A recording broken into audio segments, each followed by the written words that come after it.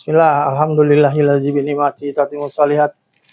Nah, ini adalah final day atau hari ketiga dari Indonesia Miner 2026. Dan insya Allah kita akan menghadiri acara tersebut lagi hari ini. Ini udah ada winning pass. Oke, sekarang kita berangkat. Semoga Allah memudahkan semuanya. Barakallahu fikum.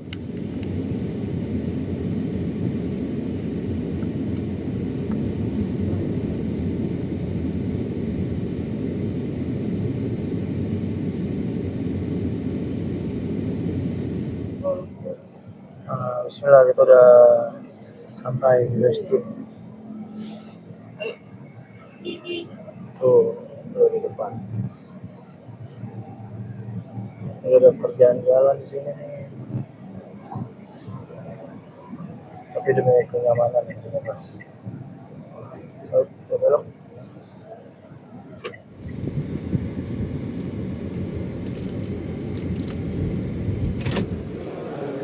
Saya menemani Bu Kiki mewakili PT Kumaba Mining untuk datang ke sini. Atau kita mendengar diskusi pada pagi hari ini, siapa yang memilih bis campur? Oke, silakan. Yang memilih opsi C, ada yang mau memberikan opini? Kalau opsi A, mungkin Oke, sekarang kita mau masuk ke beberapa tenan yang sudah dirilis hari ini. Nah, yang akan dipilih apa? Yang kedua adalah investigations. Yang keempat adalah post operation. Ini nggak seramai kemarin sih, tapi masih cukup seru juga sih.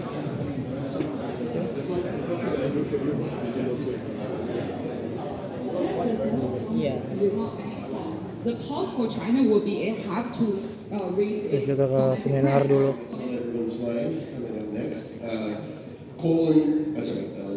Legal, regulatory, and contractual risk in coal trade. I think most of you know Mr. Bill Sullivan, Senior Foreign Counsel at Christian Teo & Partners.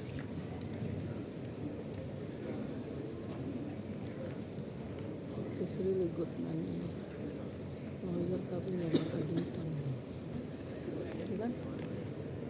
Good morning, ladies and gentlemen. It's always a pleasure to speak My topic today, legal, regulatory and policy changes that impact the local coal industry. We're also seeing moves to impose much greater control and much stricter regulatory compliance by coal producers and traders with their regulatory obligations. I'd suggest to you that together, the regulatory developments we've seen to date are strong evidence of the much greater legal, regulatory and contractual risks confronting coal producers and traders. Your likely risk profile over the next 12 months. Even worse, the recent global oil price shocks of the last couple of months are likely to result in even greater financial demands being made on coal producers and traders, which is merely another aspect of the growing risk environment for the coal industry as a whole. Accordingly, who could forget the President's extraordinary polemic at the last Cabinet meeting in 2025 in December that year, when he railed for a good half hour about the failure of mining companies, coal mining companies in particular, to adequately focus on the national interest. There's been a declaration of a war on illegal coal mining, and there's been suspension of coal mining business activities in the case of miners not complying with their reclamation obligation. And I ask you, how could it really get any worse? But unfortunately, it could get a whole lot worse. We have to understand, though, what is driving this. And I suggest to you, it's all about Gold in Indonesia 2045. every vice president published in the run-up to the 2024 presidential election. If you read those documents, you would not be surprised at what's happened in the last 12 months. It was all there, ladies and gentlemen, very clearly. What the President makes clear in his book, and the President and the Vice President made clear in their policy statements, was that the Indonesian mining industry, Indonesia's mineral resources, including most importantly coal, are what the President likes to call indicators of Indonesia's advanced potential capital and provide the foundation of a progressive Indonesia. What does this mean?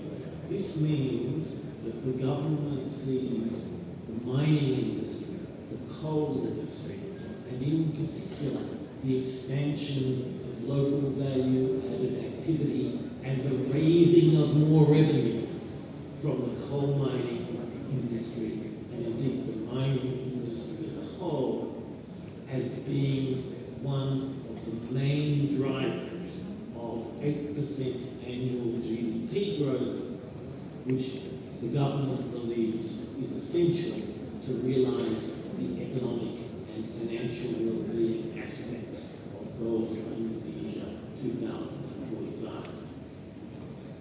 But ladies and gentlemen, the government, the President is going to be very concerned, isn't he, when he looks at the current GDP numbers. In 2025, the economy grew perhaps by a little bit over 5%. It was announced yesterday that the first quarter GDP growth figure for 2026 is 5.4%. Assuming that's correct, that's still not what the President wants or needs. As this Bismillah. Sudah selesai conference dan seminar. Sekarang kita mau keliling lagi nih.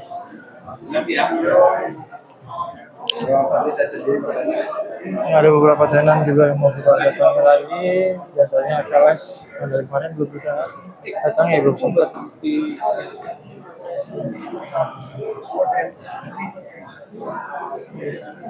Gimana?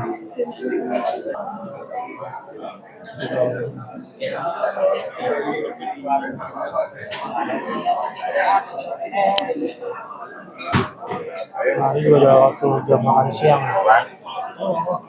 Terus sebelumnya kita perlu cari lanjut dulu untuk sholat zuhur.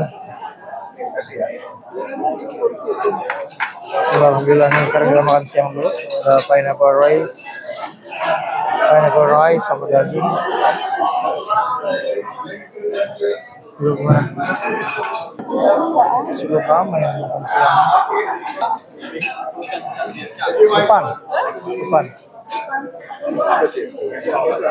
Kita makan siang dulu ya. Nanti insya Allah kita lanjut lagi. Bismillah, sudah selesai makan siang. Sekarang waktunya sholat zuhur. Kita coba ke atas.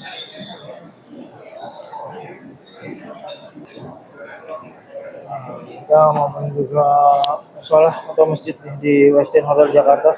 Kita mau sholat zuhur berjamaah insya Allah.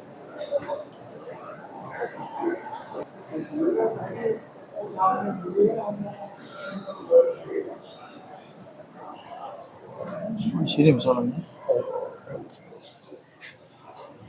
Alhamdulillah udah selesai sholat zuhur dan kita mau lanjutkan ke bawah conference lagi dan seminar. Ya, kita nanti akan membagikan nantian yang ada di sini. Hari ketiga Indonesia Mengajar ini lebih banyak membahas tentang core ya, batubara. Jadi kita akan juga untuk menambah ilmu kita nanti. Ya, kita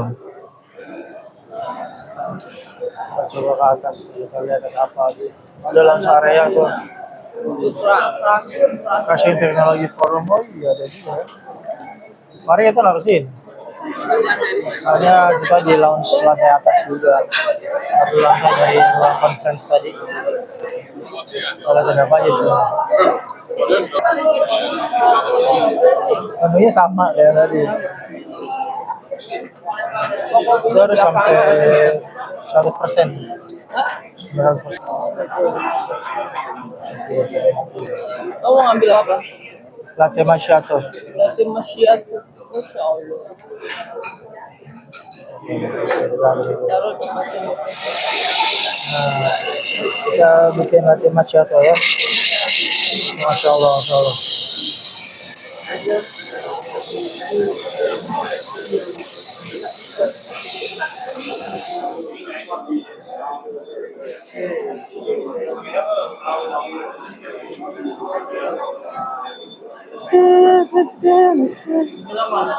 Kita muter lagi aja. Kita kemarin si Anthony sama itu mana? Muter aja. Hotel, halo, dia.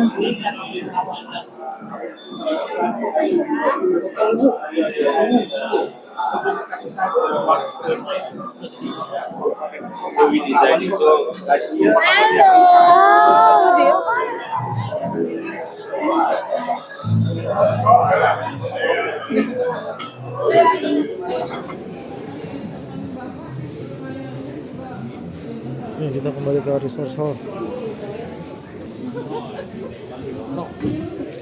Cement and aluminium smelting beyond power.